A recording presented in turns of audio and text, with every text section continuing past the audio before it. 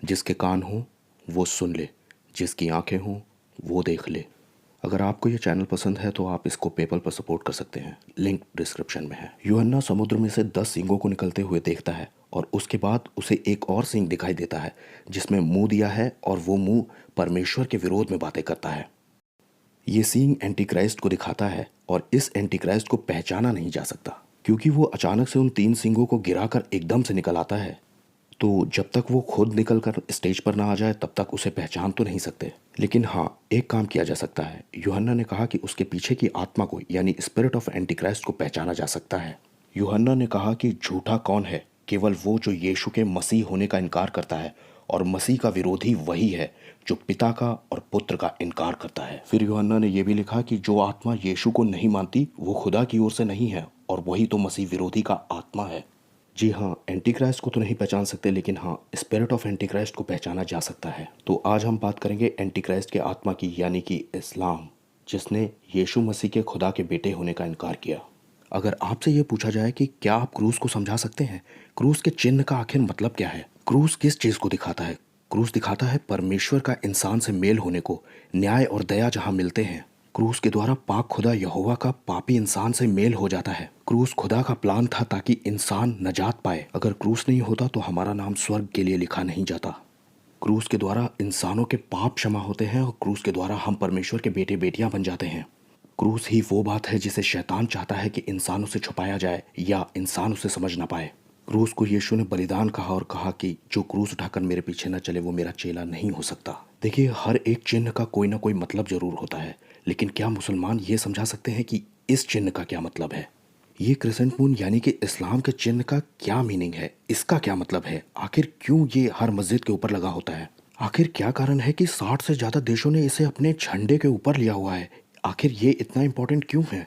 इस पृथ्वी पर अगर डिस्प्यूटेड एरियाज को छोड़ दें तो 195 से ज़्यादा देशों में से 60 से ज़्यादा देशों ने इस क्रिसेंट मून के सिंबल को अपनाया हुआ है। कोई तो कारण होगा। समझ लीजिए कि 1/3 देशों ने इस क्रिसेंट मून के साइन को अपनाया हुआ है।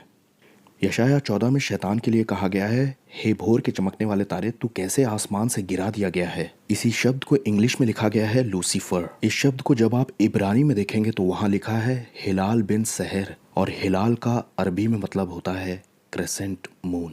और ये क्रिसेंट मून उसी का चिन्ह है, यानी कि अल्लाह शैतान है।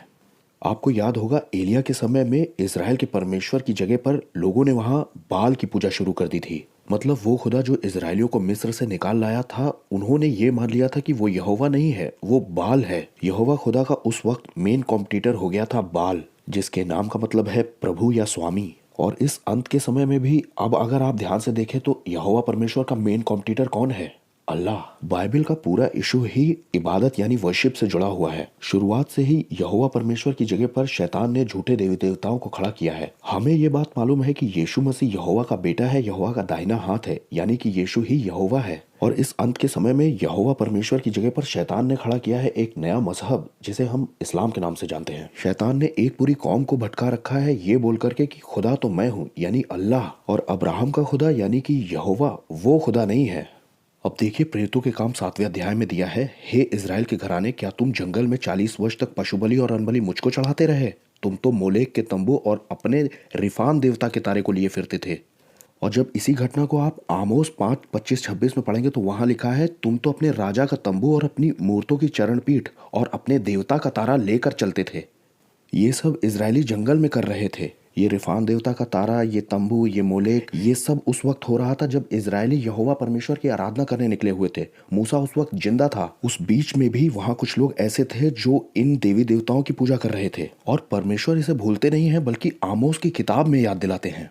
अब आपको ये समझना चाहिए कि आखिर ये लोग थे कौन। जब आप निर्गमन 12:38 को पढ़ते हैं तो वहां लिखा है कि जब इजरायली बाहर निकले तो उनके साथ एक मिली जुली हुई भीड़ भी गई थी, यानी कि मिक्स्ड मल्टीट्यूड। ये जो मिली जुली भीड़ थी ये इजरायली नहीं थे, बल्कि हम समझते हैं ये मिस्री थे। लेकिन जब आप इन पदों को इब्रानी में देखेंगे तो वहां लिखा है कि ये अरब की भीड़ थी। वैसे मिक्स का मतलब ही होता है अरब, यानी कि अरबी लोग। ये अरब के लोग इश्माइली थे और एसाव ने इश्माइली लड़की से शादी कर ली थी, इसीलिए ये मिक्स हो गए थे। न ही इनके साथ कोई वाचा बांधी गई थी और ये इधर उधर शादियां कर लेते थे, इसीलिए इन्हें मिक्स्ड कहा गया है, यानी कि अरब के लोग। और गिनती 11:4 में आप पढ़ेंगे कि ये जो मिली जुली भीड़ उनके साथ गई थी वो कामुकता करने लगी। यही अरब के लोग इजरायलियों के लिए हमेशा से ही मुसीबत का सबब बने रहे थे। अब चाहे वक्त वो हो जब इजरायली जंगल से निकले थे या आज का वक्त हो जब इजरायली मुसीबत उठा रहे हैं तो सिर्फ अरब की वजह से यानी कि मुसलमानों की वजह से। ये मिले जुले हुए लोग ये उस वक्त मिस्र में रह रहे थे इजरायलियों के साथ, और जब इजरायली वहां से निकले तो ये उनके साथ ही निकल पड़े। लेकिन इन्होंने अपने राजा को यानी कि अपने तारे वाले देवता को छोड़ा नहीं, जो कि बाल है। इसी बाल को आसपास के देश के लोग कुछ अलग नामों से बुलाते थे, यानी जैसे मोलेक। अब अगर मैं चांद की बात करूं तो अरब के लोग पुराने समय में ये मानते थे कि चांद एक मेल डिएटी है और सूरज एक फीमेल डिएटी है। लेकिन बाकी संसार में सूरज को मेल देवता मानते थे और चांद को एक फीमेल देवी माना जाता था। अब इसका कारण यह है कि सूरज का निकलना रेगिस्तान की गर्मी में एक सजा की तरह था, और वो ये मानते थे कि चांद हमारा देवता है जो कि हमें बचाता है सूरज से। सूरज एक देवी है, और आसपास के सभी देशों में ये सूरज और चांद मेल फीमेल माने जाते थे। इन्हें मिस्र में ओसाइरिस और इसिस बुलाते थे, सीरिया में अशूर और इस्तार, बेबीलोन में बेल और बेलीत, फारस में मित्रा और एनीला, यूनान में यानी ग्रीस में हीलियो और अर्तिमिस, रोम में बुलाते थे अपोलो और डायना, और बाइबल में इन्हें बुलाया गया है बाल और अश्तोरेत, और इनके चिन्ह सूरज या चांद से ही दिखाए जाते थे। अब इस्लाम के आने से काफ़ी पहले भी मक्का में काबा था, लेकिन वहाँ पर 360 देवता पूजे जाते थे, और इन 360 देवताओं में सबसे बड़ा था हुबाल देवता, जो कि मोहम्मद के ट्राइब खुरेश का देवता था, यानी कि एक मून गॉड हुबाल। मोहम्मद के पिता अब्दुल्ला भी उसी के पुजारी थे, यानी कि हुबाल देवता के, और उनका चिन्ह था क्रेसेंट मून, यानी कि चांद और तारा, और ये हुबाल एक मून गॉड है।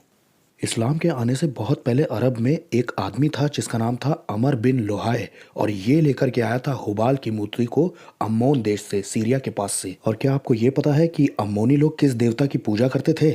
जी हाँ, पुराने देवता बाल की।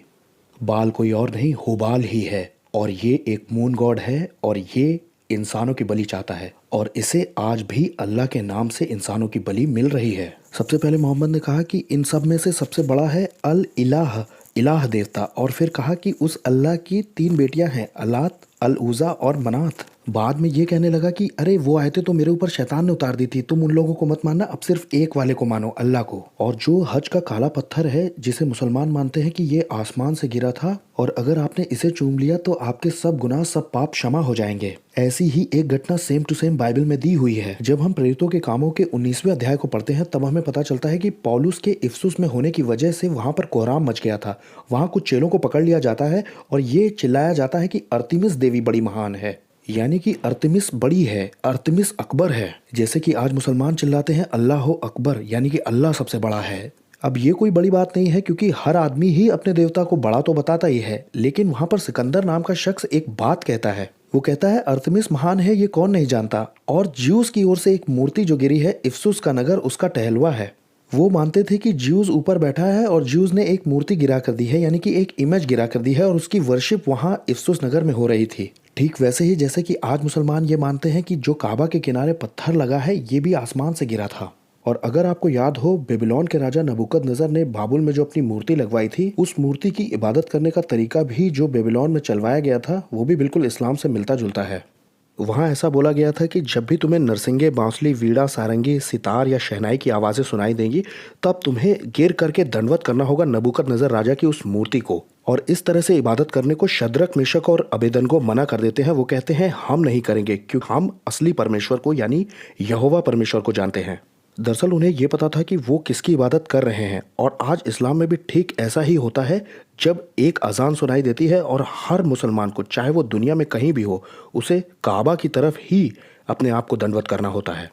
देखिए, शैतान को इससे कोई फर्क नहीं पड़ता कि आप किसकी इबादत करते हैं। वो 100 झूठ को इसलिए पैदा करता है ताकि वो सिर्फ एक उस सच को छुपा सके जो कि सचमुच में सच है। और इस्लाम वो सबसे बड़ा धोखा है जो उसने इंसानों को दिया है। मुसलमानों को लगता है कि वो सच जानते हैं, लेकिन सच ये है कि यहोवा परमेश्वर खुदा है, ना कि अल्लाह। और यहोवा परमेश्वर खुदावन खुदा का बेटा है, यीशु मसीह, जो इस संसार में इसलिए आया ताकि लोग उस पर विश्वास करके नजात को पाएं। वो बहुत ही जल्दी संसार में आने वाला है और वो आकर के इन सारे झूठे मजहबों का खात्मा कर देगा।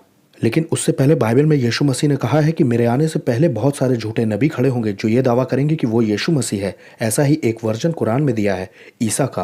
वो सच्चा यीशु नहीं होगा बल्कि झूठा ईसा होगा। ये मुसलमानों को धोखा देने के लिए आएगा और शैतान की सारी ताकत लेकर के आएगा। और मुसलमान इसकी वजह से एक बहुत बड़े फरेब में पड़ने वाले हैं, जिसकी वजह से उनकी आंखें सीधा नर्क में खुलेंगी। वैसे बाइबल इस झूठे ईसा का अंत भी नर्क में बताती है। अब इस वीडियो के सबसे खतरनाक और दुख भरे हिस्से को देख लीजिए। यह यहेजकेल 32 में देशों की एक लिस्ट है जो कि हेल में जा रही है, यानी कि नर्क में। इसमें सबसे पहले नंबर पर है मिस्र यानी कि इजिप्ट, अशूर यानी कि सीरिया और इराक, एलाम ईरान को कहते हैं, मेशक और टेबलो तुर्की में है, और एदोम जॉर्डन और सऊदी अरेबिया का हिस्सा है, सिदोन ये जायडोनियन है, ये लबानोन यानी पैलेस्टीन में पड़ता है। जब हम इन्हें नक्शे में देखते हैं तब हमें पता चलता है कि ये सारे के सारे मुसलमान देश हैं और इन्होंने इजराइल को घेर रखा है। इन सारे ही देशों के लिए वहाँ एक दंड लिखा है कि तू अधोलोक में उतर जा, यानी कि गो टू हेल। और इसका कारण है कि उन्होंने इजराइल को अपना दुश्मन माना और परमेश्वर के पुत्र यीशु मसीह को भी इनकार कर दिया। इस्लाम ने एक बहुत बड़ा धोखा मुसलमानों को दिया है, जिसका खामियाजा उन्हें भुगतना पड़ेगा। इस्लाम की असलियत जान करके बहुत सारे मुसलमान आज एक्स मुस्लिम बन रहे हैं, वो इस्लाम को छोड़ रहे हैं, लेकिन ये सॉल्यूशन नहीं है। नास्तिक बन जाना यानी कि एथिज्म अपना लेना ये कोई सॉल्यूशन नहीं है, क्योंकि परमेश्वर है। इस्लाम खुदा का मिस रिप्रेजेंटेशन है जो कि शैतान ने पैदा किया है। उसने एक झूठा नबी खड़ा किया यानी मोहम्मद, उसने एक झूठी किताब दी यानी कि कुरान, उसने एक झूठा सुरतूत देखा यानी कि एंजल गैब्रियल, उसने एक झूठे खुदा का पैगाम दिया यानी अल्लाह का, जो कि खुद शैतान है। उसने एक झूठी आशा दी, उम्मीद दी, उसने एक झूठी जन्नत का वादा किया जहाँ सिर्फ सेक्स और दारू भरी है। और इस तरह से उसने एक बहुत बड़ा मजहब जिसमें कि 1 अरब से ज़्यादा लोग जुड़े हुए हैं, इस्लाम को खड़ा कर दिया। अगर आप एक मुसलमान हैं तो मैं आपको बताना चाहता हूं कि यीशु मसीह सचमुच खुदा का बेटा है। उसने आपके लिए और हमारे लिए जान दी है। उसने कहा मैंने नर्क शैतान और उसके दूतों के लिए बनाया था, आप वहां न जाएं।